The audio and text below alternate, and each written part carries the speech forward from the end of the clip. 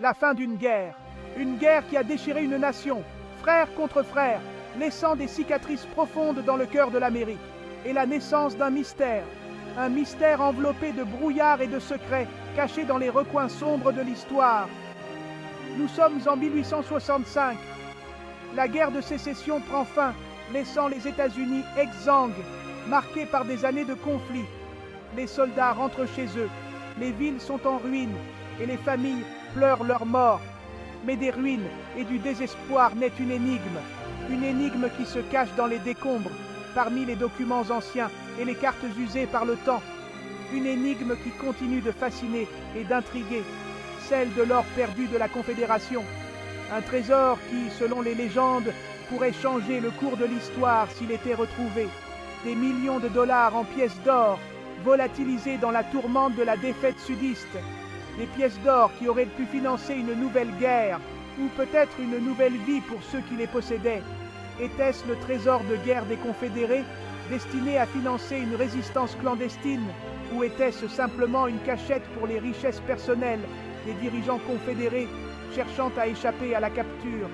Ou s'agissait-il de fonds gouvernementaux mis à l'abri dans la précipitation de la débâcle? Des fonds qui auraient pu être utilisés pour reconstruire un Sud dévasté, mais qui ont disparu sans laisser de traces. Ce trésor, s'il existe, n'a jamais été retrouvé. Il reste caché, peut-être dans une forêt dense ou une grotte secrète, attendant d'être découvert par des chasseurs de trésors déterminés. Il hante l'imaginaire collectif, alimentant les rumeurs, les légendes et les chasses au trésor depuis plus de 150 ans. Des générations de chercheurs ont tenté de percer ce mystère, mais le trésor reste insaisissable, un rêve doré qui continue de captiver l'esprit des aventuriers. Le trésor des États confédérés d'Amérique. Pour comprendre ce mystère, il faut remonter aux origines de la guerre de sécession. En 1861, 11 États du Sud font sécession des États-Unis, formant les États confédérés d'Amérique. Le gouvernement confédéré, dirigé par Jefferson Davis, amasse un trésor considérable pour financer l'effort de guerre. Des pièces d'or, de l'argent, mais aussi des lingots et des valeurs mobilières. Ce trésor, fruit des taxes, des emprunts et de la vente de coton, est déplacé à plusieurs reprises au gré des victoires et des défaites de l'armée sudiste. La chute de Richmond, avril 1865. La capitale confédérée, Richmond en Virginie, est sur le point de tomber aux mains des troupes de l'Union. Dans la confusion et la panique, le gouvernement confédéré fuit vers le sud, emportant avec lui le trésor. Le président Davis ordonne à un convoi de chariots de transporter l'or et l'argent vers un lieu sûr. Mais la route est semée d'embûches. Les troupes nordistes se rapprochent et les confédérés sont contraints d'abandonner une partie de leurs précieux chargements. C'est là que les choses se compliquent. Le mystère s'épaissit. Les pages de l'histoire sont remplies de récits intrigants et de secrets bien gardés. Chaque document, chaque carte, chaque livre ancien semble murmurer des histoires oubliées, attendant d'être redécouvertes. Que s'est-il passé ensuite? Les témoignages divergent.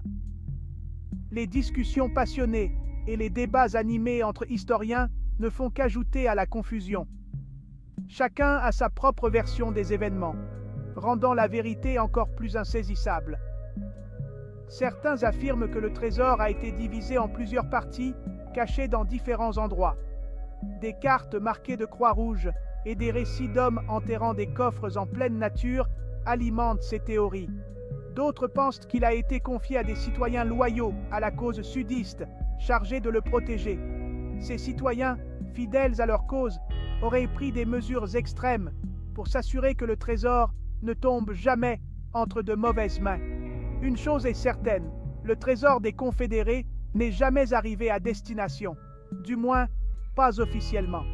Les convois de la guerre civile, chargés de coffres précieux, ont disparu sans laisser de traces, ajoutant une couche de mystère à cette histoire déjà complexe. Dès la fin de la guerre, des rumeurs commencent à circuler. Les journaux de l'époque, les discussions dans les tavernes et les affiches de recherche témoigne de l'obsession collective pour ce trésor perdu. On parle d'un trésor enfoui dans les forêts de Géorgie, caché parmi les arbres denses et les sentiers sinueux. Les explorateurs, armés de cartes et de boussoles, se lancent dans des expéditions périlleuses, espérant découvrir ce qui a été perdu depuis longtemps. Certains croient qu'il est caché dans une banque du Canada, dissimulé derrière des murs épais et des portes de coffre-fort imposantes. Les bâtiments historiques du Canada deviennent des points d'intérêt pour les chasseurs de trésors. D'autres encore pensent qu'il est englouti au fond d'un lac, reposant sous les eaux tranquilles, gardé par le silence des profondeurs.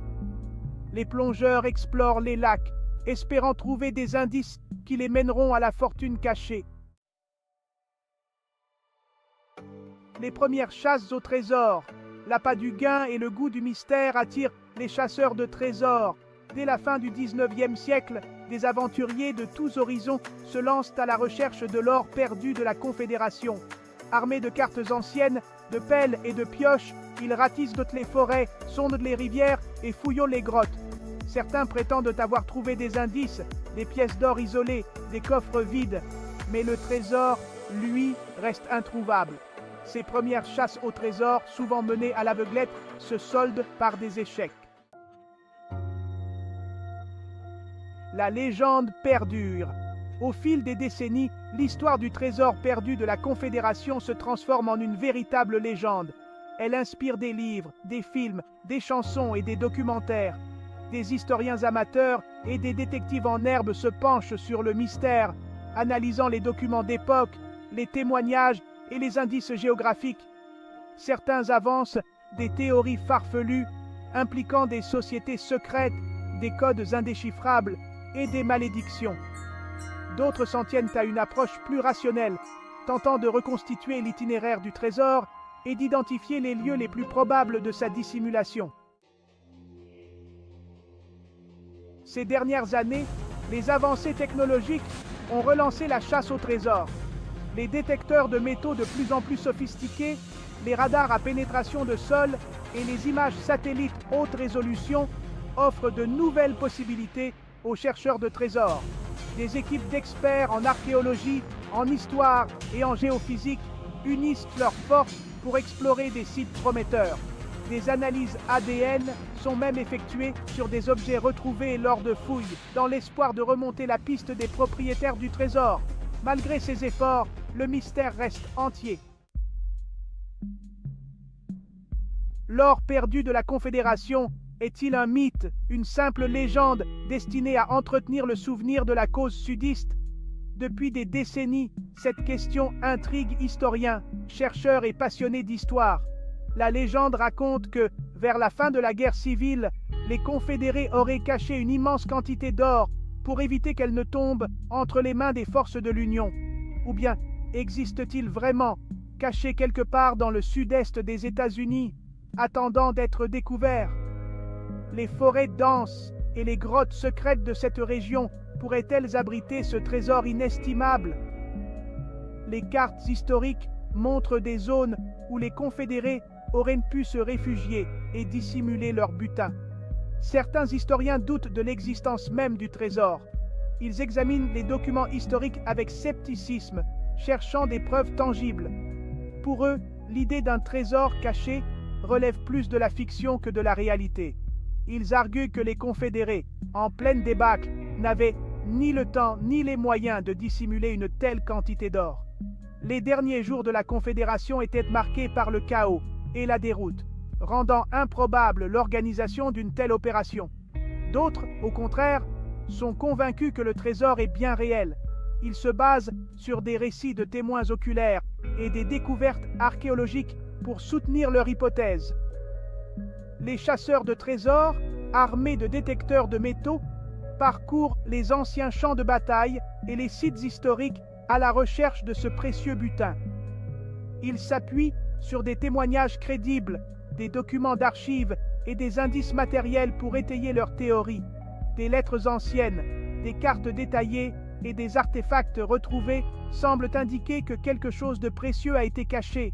La quête de l'or perdu de la Confédération continue de fasciner et de diviser entre mythe et réalité. Le mystère de l'or perdu de la Confédération continue de fasciner et d'intriguer les esprits curieux. Et si vous aussi vous participiez à l'aventure, explorez les archives, étudiez les cartes anciennes, parcourez les forums de passionnés d'histoire, et laissez-vous gagner par la fièvre de la chasse aux trésors excitante. Qui sait, peut-être détenez-vous la clé du mystère ancien. Le soleil se couche sur le sud des États-Unis, illuminant les champs et les forêts d'une lumière dorée. L'or perdu de la Confédération est-il toujours là, quelque part sous nos pieds, attendant patiemment que son heure vienne? Le mystère reste entier. Mais une chose est certaine, la légende, elle, est bien vivante.